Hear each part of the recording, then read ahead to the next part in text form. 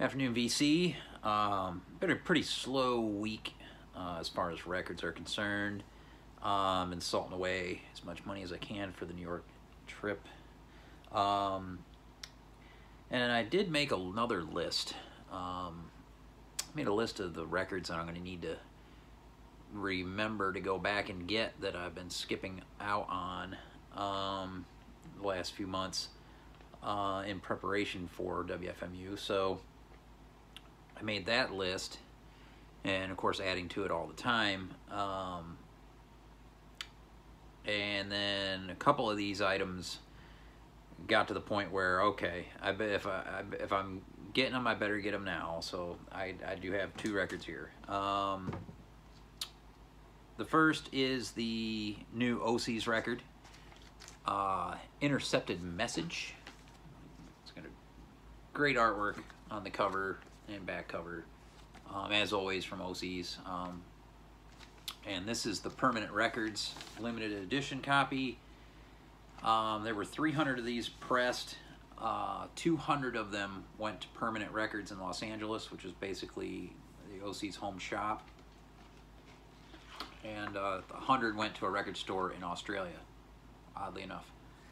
But there's the inner sleeve, which is really cool. And this was a really cool pressing of this on this kind of splatter deal, the black and teal. Really cool, sounds great. On this record, it's very synth heavy. Not my favorite sound from them, but the playing behind the synths is so fucking good that it makes up for it. It's like Andrew Tales from the Crate told me, it's kind of still carries that punk edge to it like the last record, except add the synth.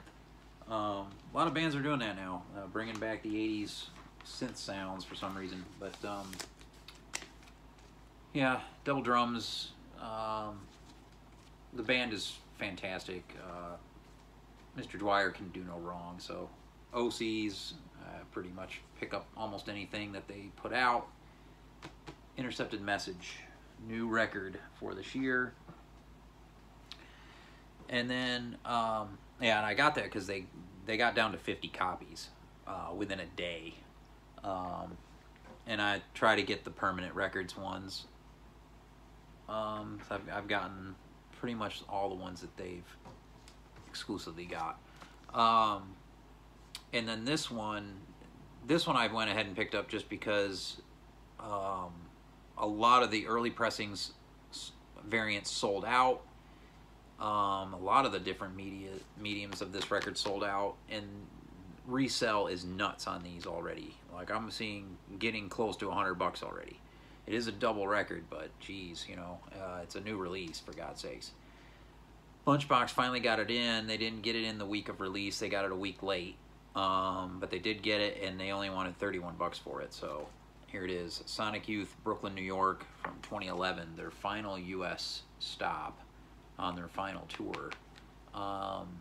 And this is one of the best live albums I've ever heard. Really well recorded. It's got to be soundboard tape. Silver Current Records put this out, and they made the packaging look like one of the old Rubber Dubber, I think was the bootleg label that did the records like this. But double LP, nice flyer type insert. And the band wasn't.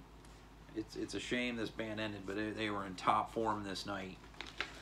This is so good. And there's a blue copy on the first LP, and then the second LP is this kind of pinkish color. And the vinyl is really nice, heavy duty stuff.